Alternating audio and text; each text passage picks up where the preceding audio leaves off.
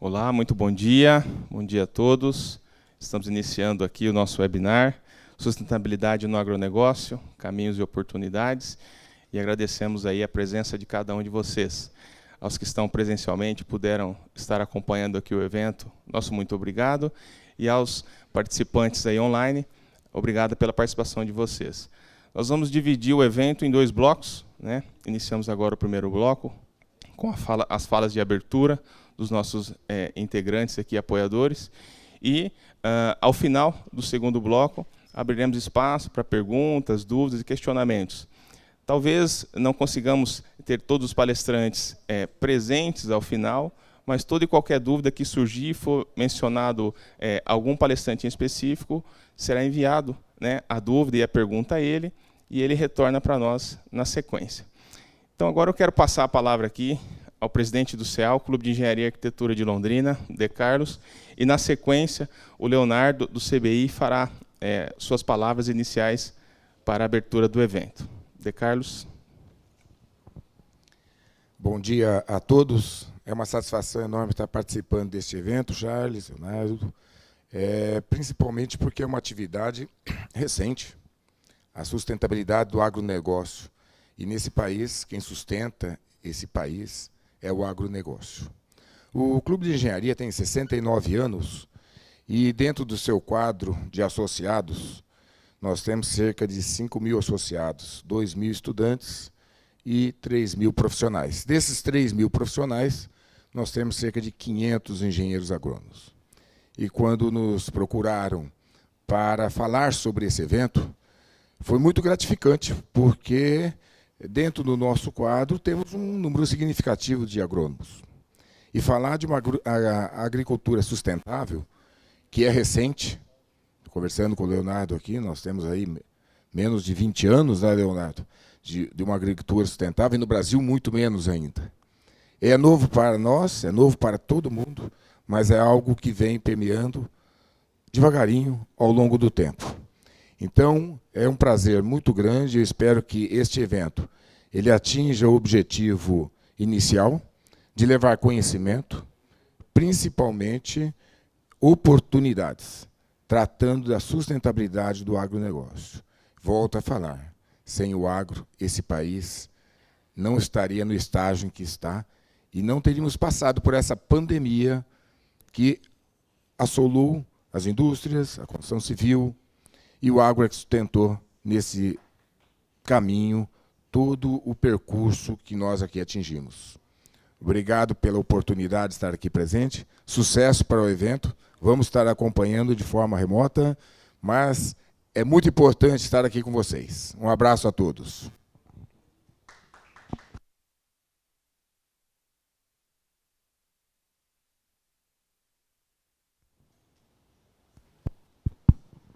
Bom dia, pessoal. Muito obrigado pelo convite, Charles. É um prazer estar aqui com vocês e ver esse tipo de evento a nível regional, falando de agricultura sustentável, é algo muito bom. Eu estou aqui representando a Climate Bonds Initiative, eu sou gerente para a área de agroindústria no Brasil. Só fazer uma geral para o pessoal entender, algo muito novo ainda.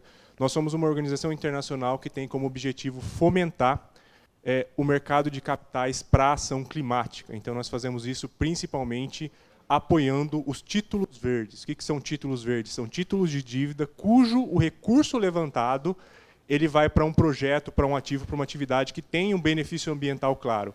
Um dos setores é a agricultura, com certeza. Nós temos 3 grandes linhas de trabalho no Brasil, certo? Uma delas é a educação de mercado, é isso que eu faço aqui hoje, eu trago para vocês o que é um título verde, o que é finanças sustentáveis. Claro, a gente só temos 5 minutos, mas podemos conversar mais. Trabalhamos muito com análise de dados, então acompanhar o mercado de dívida sustentável. Então, por quê? Qual que é o tamanho dessa oportunidade? Por que um produtor rural deveria se preocupar em emitir um CRA verde? Então, qual que é a vantagem que ele tem nisso? Então, fazemos muito disso. E o nosso principal, o nosso métier é a certificação. Tá? Nós certificamos que o recurso levantado por esses instrumentos de dívida eles estão realmente indo para uma agricultura que é, de fato, sustentável. A agricultura brasileira ela é uma das agriculturas mais eficientes e sustentáveis do mundo, isso há muito tempo. Gente, a gente faz plantio direto há quantos anos? Coisas que não existem em muitos países que se dizem sustentáveis, mas nós precisamos provar isso. Então, para isso que nós temos critérios, para definir a elegibilidade dessa agricultura brasileira como sustentável. Também aproveito a oportunidade aqui para trazer a importância de outro ponto que já foi citado, que é essa questão. No Brasil, sim, nós temos muitos produtores sustentáveis, muitos produtores que fazem a coisa bem feita, mas tem aquele que realmente ele ainda não está nesse nível, e esse pessoal precisa chegar nesse nível, esse pessoal precisa de dinheiro para chegar nesse nível, isso é muito importante. Transição tem que ser financiada, não adianta nada a gente cobrar que alguém faça algo certo se ele não for financiado para fazer algo certo. Tá?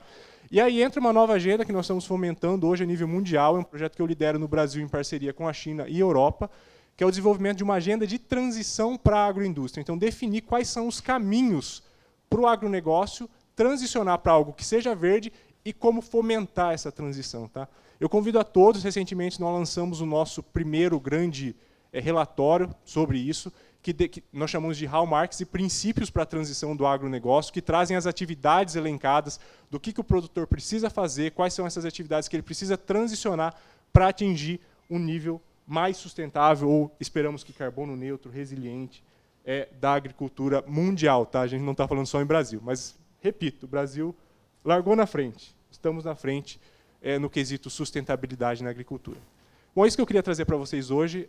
Tenho certeza que vai ser um evento muito proveitoso e, mais uma vez, reitero, é muito bom ver isso a nível local sendo discutido. Obrigado, gente. Legal, muito bom. Parabéns pelas palavras aí. Muito obrigado, De Carlo, muito obrigado, Leonardo. Trazer esse assunto novo, né, dentro do agronegócio, dentro da agricultura, da pecuária regional, é um desafio, e é um desafio muito positivo, né? Trazer essa discussão. Obviamente, hoje nós vamos passar por esses assuntos de forma a provocar ao produtor rural, a provocar as pessoas envolvidas nesse processo a pensar sobre o tema, a nos procurar para poder aprofundar nesses temas, né? E, para isso, eu vou trazer aqui um especialista, uma pessoa que é muito gabaritada para falar sobre o tema. Nós vamos ter o nosso primeiro palestrante aí do dia, o Dr. Rogério Boeri Miranda, subsecretário de Políticas Agrícolas e Negócio, chefe da Assessoria Especial de Estudos Econômicos do Ministério da Economia, vai falar sobre CPR Verde, Planos Setoriais de Mitigação das Mudanças Climáticas. Dr. Rogério, seja muito bem-vindo, agradecemos a tua colaboração mais uma vez para trazer esse assunto conosco. Uma boa palestra aí para você. Obrigado, é um grande prazer estar aqui falando de um assunto que está ganhando tração e que vai cada vez mais capitalizar os produtores rurais brasileiros, que, como foi dito aí na abertura, são alguns dos produtores mais sustentáveis do mundo. Nós temos uma série de práticas que tornam a nossa agricultura imensamente sustentável, a despeito do que possam falar aí por outros interesses. Eu tenho uma pequena apresentação, vamos lá. A gente está aqui para falar sobre a cédula de produto rural para ativos ambientais, a chamada CPR Verde, e o ponto aqui qual é o objetivo desse título. A gente pensou, quando isso foi um título desenvolvido numa relação de bastante diálogo entre o governo e a iniciativa privada. A ideia veio da iniciativa privada, nós filtramos a ideia e transformamos num decreto. Primeiro numa lei, depois num decreto. Então, a ideia é promover o mercado com um instrumento de offset, offset voluntário, que as empresas possam reforçar o seu balanço de carbono, né? E os produtores rurais possam capitalizar os seus ativos ambientais, que são muito grandes no Brasil. A dificuldade é que não existia um mecanismo com segurança jurídica, transparência e com capacidade de fazer o scale-up. Então, a nossa solução foi a implementação da cédula de produto rural para produtos rurais. O nome oficial dela é esse, cédula de produto rural para produtos rurais obtidos das atividades e serviços ambientais relacionados à conservação e recuperação da vegetação nativa. Obviamente, fica muito mais fácil falar CPR verde, e é por isso que o nome pegou, porque aí é nome e sobrenome, ficou mais fácil chamar de CPR verde. Tem mercado para CPR verde? É claro que tem. Todas as empresas, pelo menos da boca para fora, elas falam que querem ser carbono zero, querem fazer um offset de carbono. Então, vamos ver se essas empresas estão falando só da boca para fora ou se elas realmente querem fazer. Então, como os americanos dizem, vamos dar um instrumento para elas botarem o dinheiro onde está a palavra delas. Então, foi essa a ideia. Quer dizer, você tem aí, se você pegar o jornal econômico, o Valor Econômico, ou o Estadão, ou qualquer desses jornais que tem parte de economia boa, você vai ver, isso aqui foram, essas 2 páginas de mercado aqui foram 3 dias de coleta em jornal. Então, todas as empresas falando, então a ideia é criar um mecanismo fácil, rápido, que o produtor rural esteja familiarizado para unir essas 2 pontas, quer dizer, quem tem os ativos ambientais e quem precisa fazer o offset de carbono. Então, como é que foi a história? A Lei do Agro, a 13986, introduziu a possibilidade de CPRs lastreadas em ativos ambientais. E o decreto 10828 de 2021 regulou a emissão do título em 7 modalidades, que são essas aqui. Então, eu não vou ler uma por uma, mas é bastante amplo o que pode lastrear uma CPR verde, especialmente se você considerar o item 7º aí, outros benefícios ecossistêmicos. O importante, a grande restrição aqui, que vem da própria lei, é que tem que ser ligado a alguma coisa relacionada à mata nativa. Então, uma das perguntas que aparece muito, por exemplo, o conteúdo de carbono no solo, se você modificar a metodologia do plantio de soja, isso não entra porque não tem a ver com floresta nativa. Então, a CPR verde tem que estar ligada à floresta nativa. Algumas características dela primeiro, que ela deve ser acompanhada de certificação de terceira parte. Que tipo de certificação? Isso fica acordado, para ser acordado entre as partes. Nós só precisamos, na CPR verde, que alguém se responsabilize por dizer que aquela atividade realmente está ou protegendo floresta, ou aumentando a pegada a captura de carbono, ou está preservando alguma espécie da biodiversidade. Nós precisamos de um especialista dizer isso. Agora, quem vai ser o especialista é acordado entre as partes. Assim como as especificações de qualidade, localização, critérios, todos esses critérios são definidos entre o emissor e o credor. Por quê? Porque o comprador da CPR tem todo o interesse que aquela CPR possa entrar no balanço dele. A gente não vai precisar, quer dizer, quem for auditar o balanço do comprador é que vai se preocupar se aquilo é verde ou não é. Então, o comprador ele vai ter que ter cuidado com isso, porque senão ele vai pagar por nada. Então, essa foi a filosofia, deixar bem aberto para o mercado. E a CPR verde é um título que pode ser scaled up, quer dizer, você pode agregá-lo em outros papéis, em fundos tipo FDIC, FIAGRO ou em CRAs. Então, ela pode ganhar escala. Essa foi uma das preocupações. Ela tem uma série de vantagens, que ela é um instrumento muito familiar aos produtores rurais, a CPR.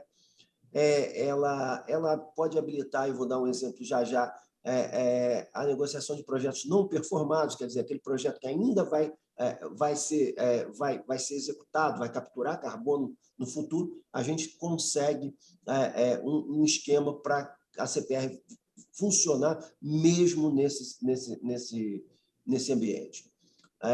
As CPRs têm uma transparência, porque todas elas, no futuro próximo, vão ter que ser registradas, então você não vai poder utilizar o mesmo lastro para 2 CPRs, porque elas vão estar registradas, né? Claro, a grande vantagem é que você dá um instrumento para monetização de ativos ambientais em um impulso no mercado de finanças sustentáveis. E a partir do momento que é classificado como ativo, pode ser incluído no seu balanço contábil. Aqui eu vou dar um exemplo de como é que funcionaria uma CPR verde para um projeto não performado, quer dizer, um projeto que ainda não gerou o resultado. Vamos supor aqui que você tenha, no período inicial, você tem um produtor rural e ele tem um ativo ambiental, pode ser uma floresta, pode ser um parque hídrico, pode ser uma floresta com um conteúdo especial de biodiversidade. E você tem um comprador potencial dessa CPR, alguém que quer colocar no balanço um ativo ambiental. O produtor rural emite a CPR verde para esse comprador. Esse comprador deposita numa conta garantia. No período final, ou se houver pagamentos intermediários nessa CPR, existe a certificação de que as condições contratuais foram cumpridas, aquelas condições que estão na CPR. É uma CPR. Você pode escrever as condições contratuais na própria CPR. Então, uma vez cumpridas essas condições, o dinheiro dessa conta garantia vai para o produtor rural. Dessa forma, você consegue criar uma situação onde, no começo, o projeto pode ainda não... Vamos supor que seja um projeto de reflorestamento. Você está plantando as árvores. E aqui, à medida que as árvores vão crescendo, o dinheiro vai caindo na conta do produtor rural. Então, você consegue viabilizar projetos ainda não performados.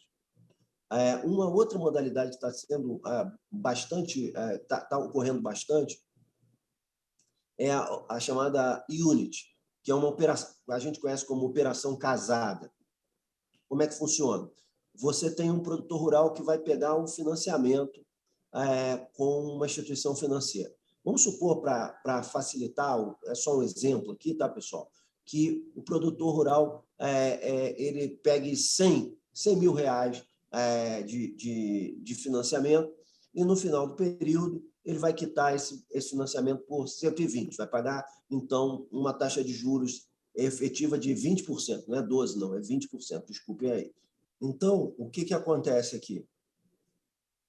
O produtor tem um financiamento que ele pega 100 mil e na quitação vai pagar 120 mil. Isso quer dizer uma taxa efetiva de juros de 20%. Vamos supor que, em conjunto com esse financiamento, ele emita, em favor dessa mesma instituição financeira, uma CPR verde. Ele vai emitir uma CPR verde para essa mesma instituição financeira, que quer botar no balanço dela, quer passar adiante, quer vender essa CPR para um terceiro. Então, essa CPR verde diz o seguinte: se no final do contrato, se no prazo de expiração, o produto ambiental for entregue, quer dizer, se a mata estiver preservada, se tal espécie estiver com uma contagem grande, certificando a biodiversidade, se tal parque lacustre estiver em determinadas condições, eu vou te pagar 10 mil reais no final do período. Então, é um produto casado. Você tem um financiamento e uma emissão de CPR verde. Qual é o fluxo líquido dessa história? Qual é o resultado líquido dessa história? O produtor rural, ele recebe 100 mil de financiamento e ele vai pagar liquidamente 110 mil, porque ele pagaria 120, mas receberia 10 da CPR. Então, o que aconteceu aqui? A taxa efetiva dele caiu para 10%. Então, essa é uma operação que, por exemplo, o Banco do Brasil tem feito. É uma operação que no mercado financeiro eles chamam de Unity, a gente chama de operação casada. Não confundir com venda casada, que é o mal do nosso, que a gente ainda tem muito que combater. Mas aqui é uma operação onde você junta duas operações e o resultado é favorável para as duas partes. Falando um pouco dos marcos cronológicos da CPR verde, o que nós temos aqui?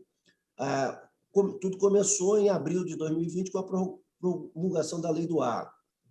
Em abril de 2021, algumas CPRs já começaram a ser lançadas, CPRs de conservação, ainda sem o respaldo da regulamentação, mas já válidas em função da Lei do Agro. Em outubro de 21 foi editado o decreto 828, que regulou as CPRs.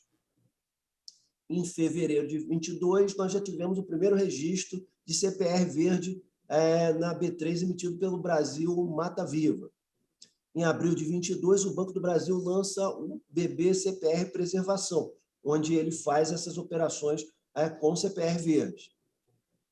Em junho de 22, o Banco Votorantim lança a CPR verde certificada pela Global Forest Bond, quer dizer, a primeira certificada que a gente tem notícia por uma agência internacional. Em outubro de 22, agora, a Subir Soluções Socioambientais lançou a primeira CPR verde para recuperação de vegetação nativa, quer dizer, não só de preservação, mas de recuperação nesse caso. E a última notícia que nós temos é que a Starbucks lançou, junto com o Banco Votorantim, esse mês, uma CPR verde, um produto baseado em CPR verde com 25 anos de prazo, quer dizer, ela é rotativa ano a ano, mas ela tem um contrato de 25 anos. Aqui, teve uma pesquisa da FGV com o Banco Interamericano de Desenvolvimento, chamada Scaling Up the Green Rural Project Certificate, quer dizer, fazendo o crescimento da CPR verde. E aqui nós temos um copo meio cheio, um copo meio vazio. Do lado esquerdo da tela, nós temos